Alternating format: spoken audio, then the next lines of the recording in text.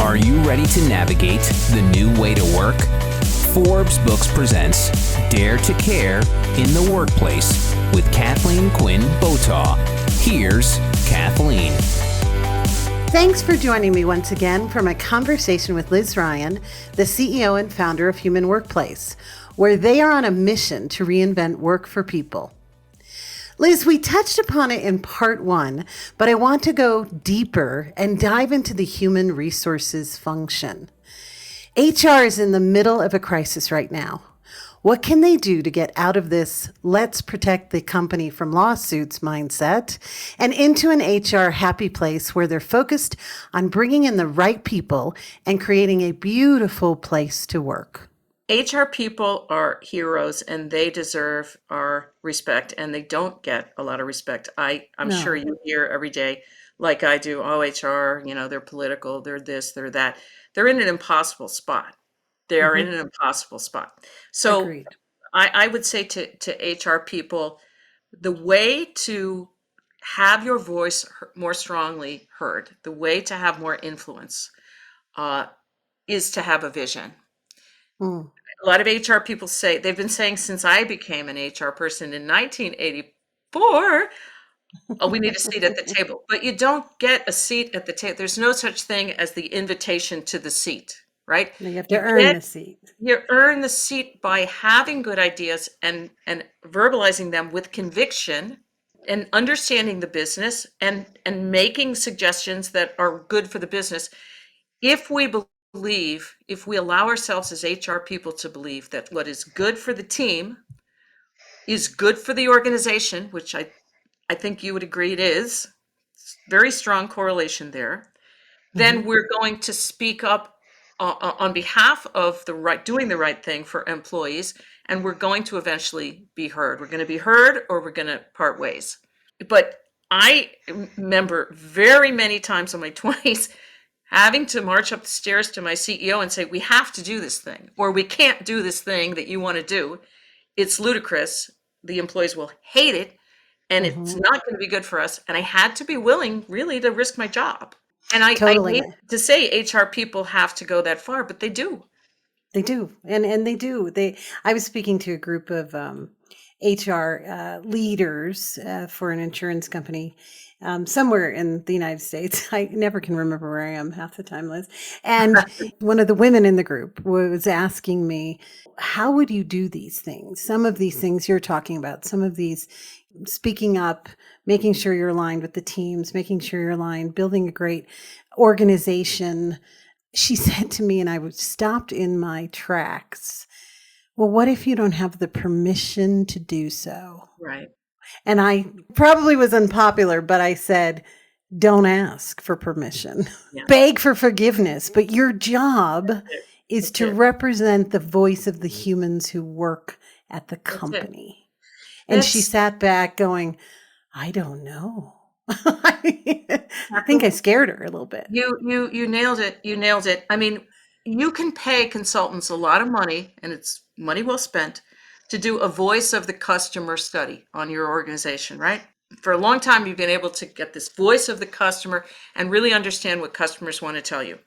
So that's great. That's amazing. So every employee represents sort of like more than one customer. They are the support to your entire business. They actually power the business. They make it go.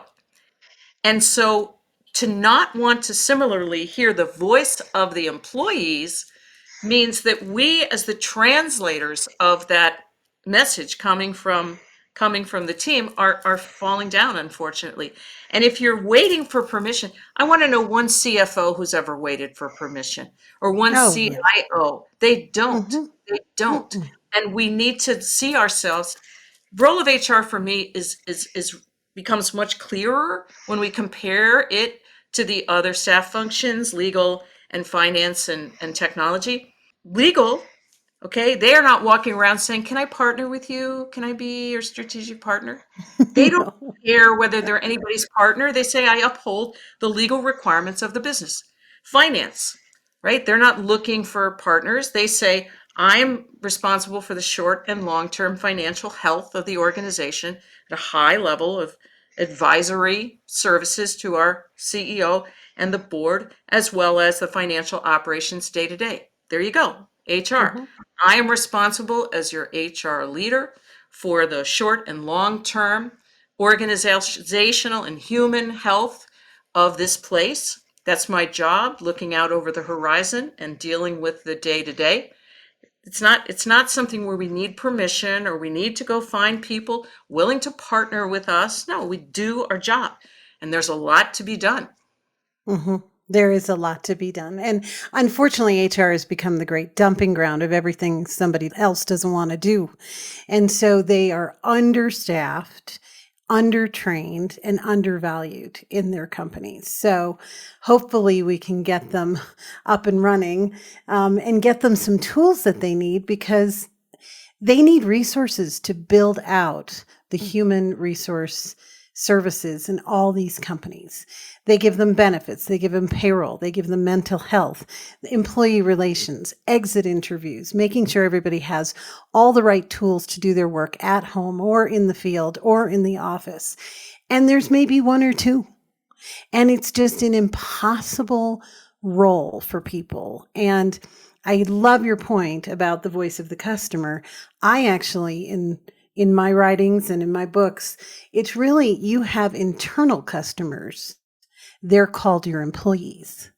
And they're just as important as your high value clients. These are high value employees, and they serve your customers. So it really is all about the employee experience. I love it, Kathleen. I mean, this is it. So if they're happy, the customer's happy, their manager's happy, the key leader's happy, HR is happy, legal's happy. When we create that path of excellence for the people who serve our customers, all boats rise. This is the truth. And I would love to see HR folks, frankly, instead of saying, I need a seat at the table, which is, again, a form of asking for permission, right?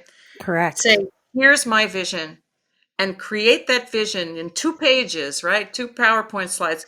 This is what I see. This is what we need to do.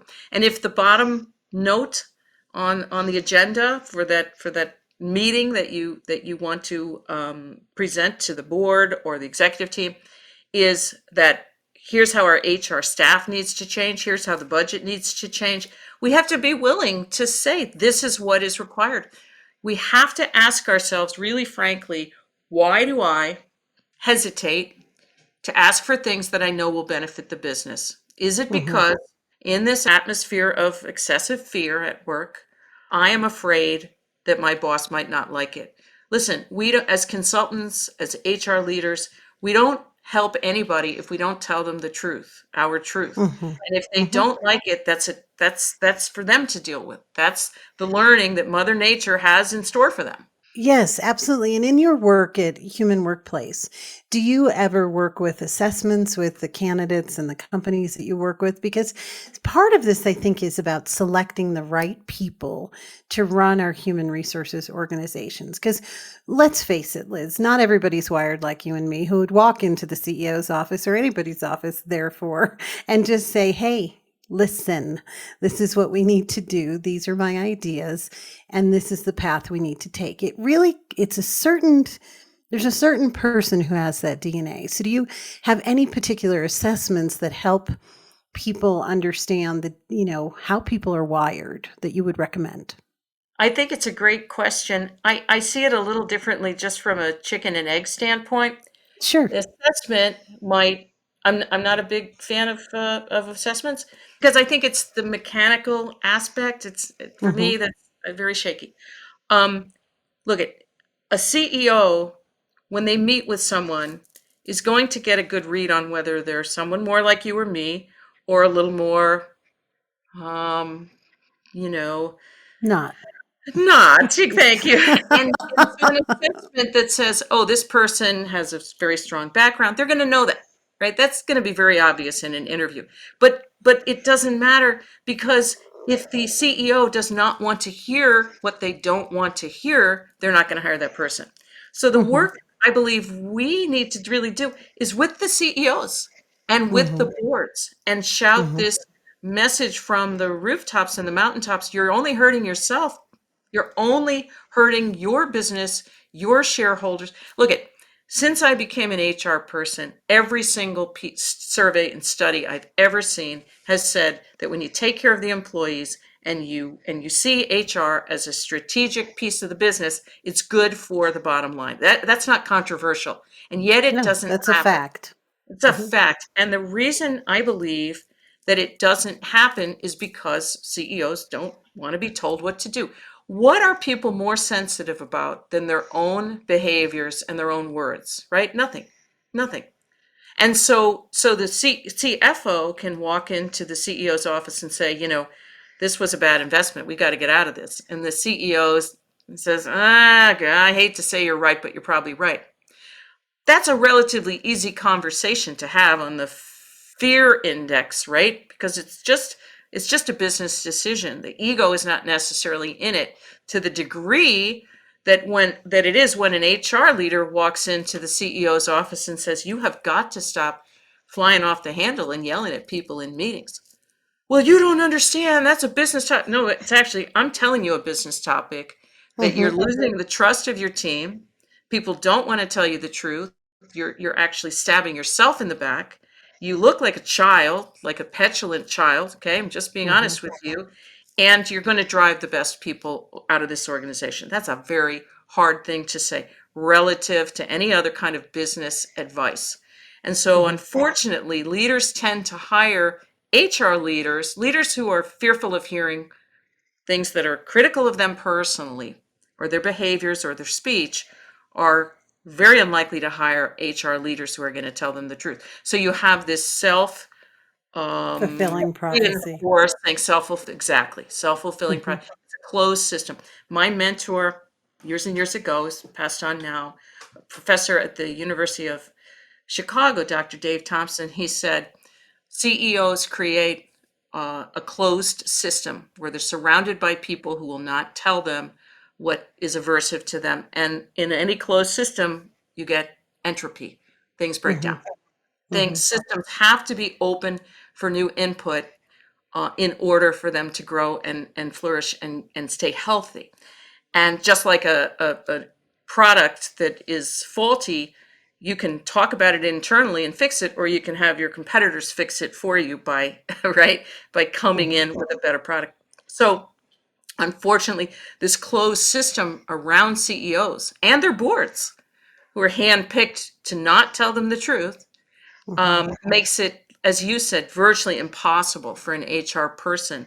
And often, sadly, the solution for an HR leader is to leave. Is to get out, because if you can't do your work, this is not unique to HR. This is social workers and marketing people, and if you can't do your work such that you feel good about it, but also such that you have resume fodder to talk to in the future, the next time you're job hunting, then you can't stay. Absolutely. You can't stay and beat your head against the wall. That's not good for you or the organization. Right. And as we said earlier, 70 to 80% of the people who work for companies are either open to or actively engaged in leaving the companies. That includes the HR function.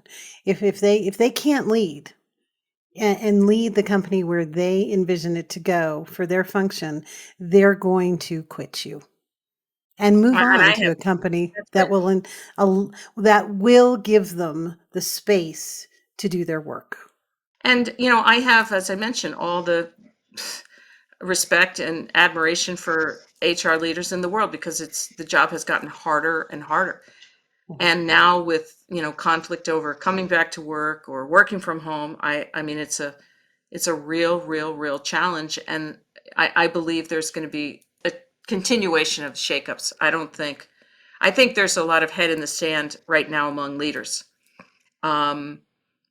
saying, for example, well, everybody's coming back to work. The CEO of Goldman said everybody has to come back to work on a Monday about 2 months ago. 50% of them actually did. And, thank God 50% didn't, because, when I talk to audiences about my Dare to Care in the Workplace book and Solve the People Puzzle, it really is, who do people work for, really? They work for their families. They work for a better life. So you know what?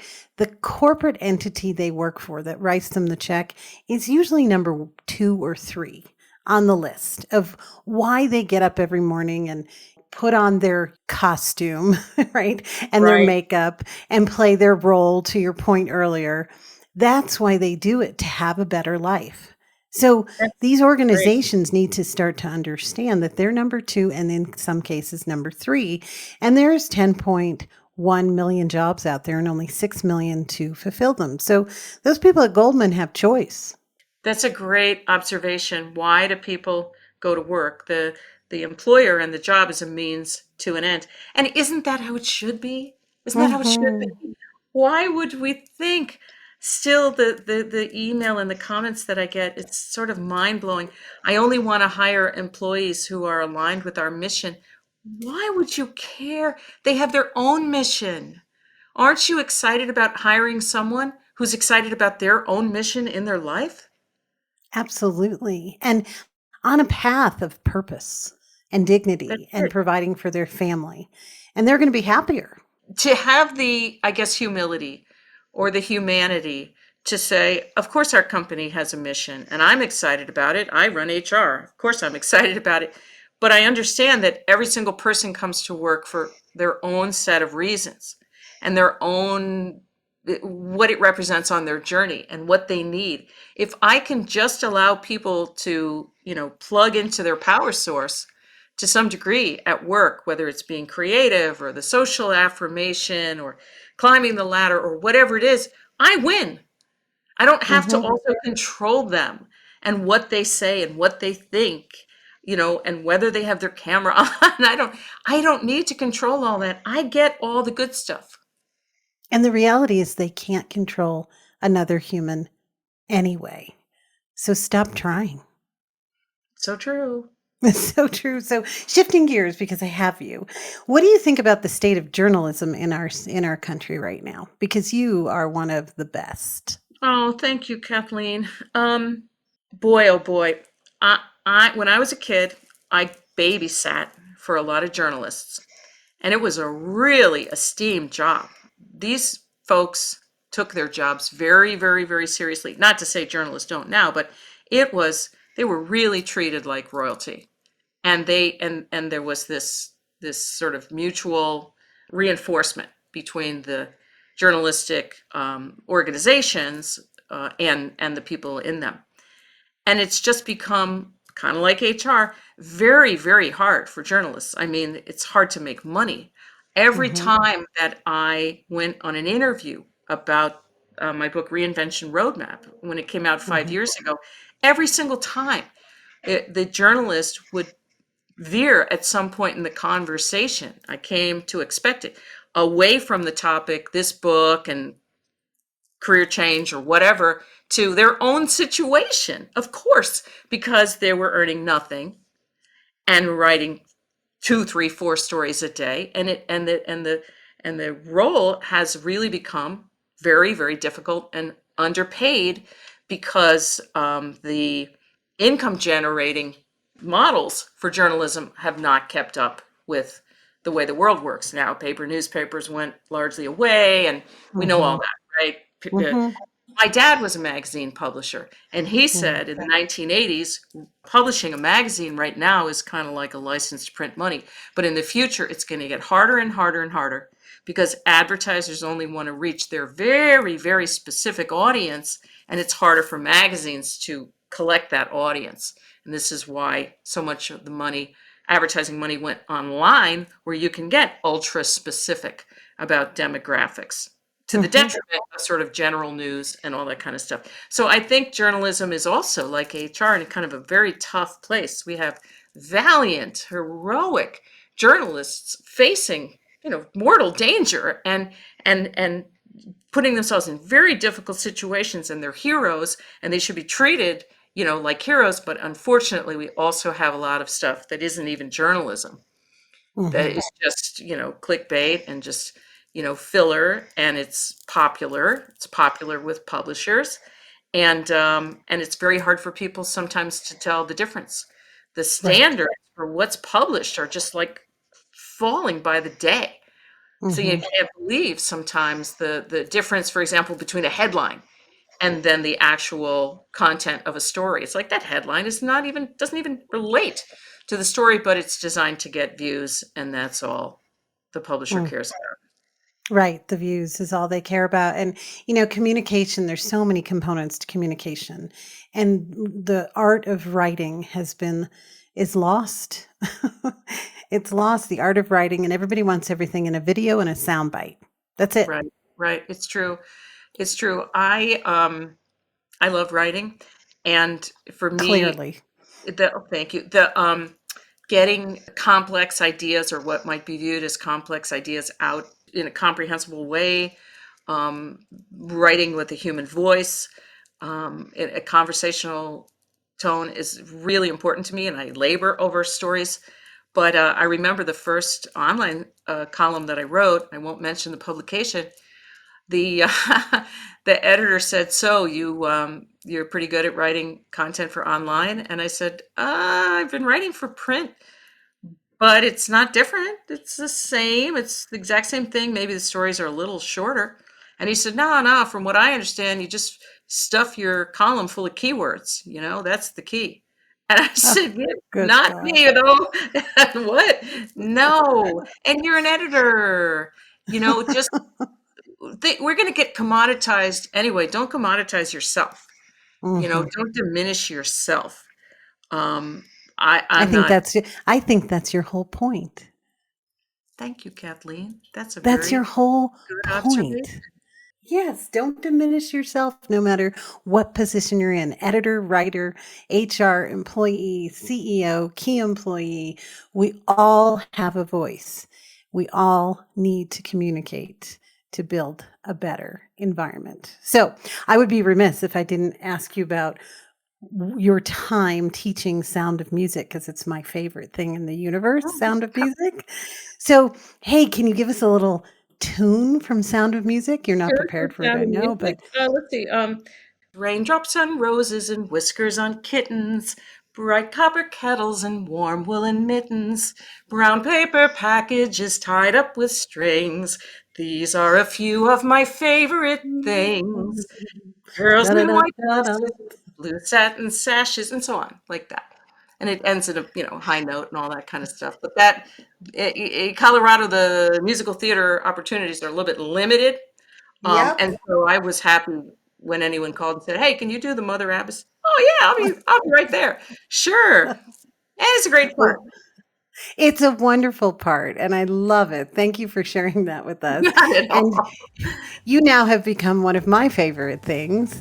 And Aw. I thank you so much for joining me on this podcast. Thank you so much, Liz. Thank you, Kathleen. You are very welcome. And to find out more about Liz and her work, go to humanworkplace.com. And don't forget to follow her on LinkedIn. And that will do it for another episode of Dare to Care in the Workplace.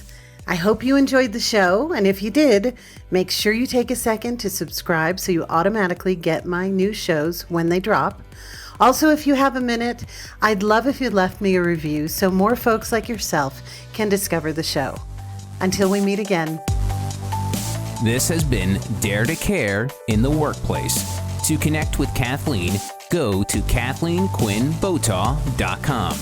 Kathleen's book, Dare to Care, is available wherever books are sold. Dare to Care in the Workplace is a production of Forbes Books.